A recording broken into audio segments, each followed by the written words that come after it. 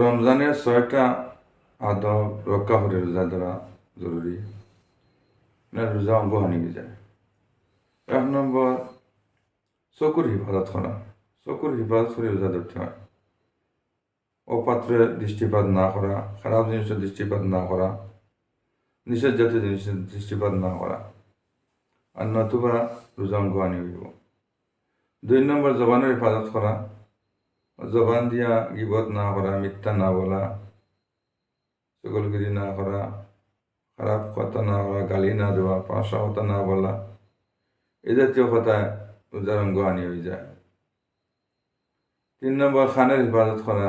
খান দিয়ে খারাপ জিনিস না দেখা, না শোনা, খারাপ কোনো জিনিস, গান বাজনা ইত্যাদি ইত্যাদি থেকে বাঁচিয়ে থাকা, যে নিষেধ জাতীয় জিনিস থেকে বাঁচিয়ে থাকা, খান দিয়ে হেফাজত করা, নাহলে রোজা অঙ্গ হানি হয়ে যায়।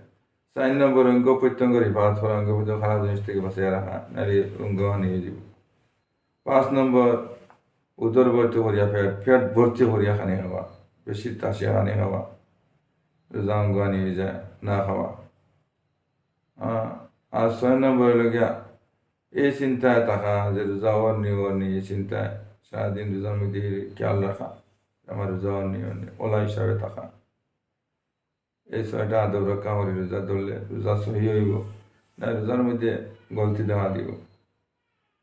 গিবত করলে তো রোজা ফাটিয়েও যায়, রোজা নষ্ট হইয়া যায়।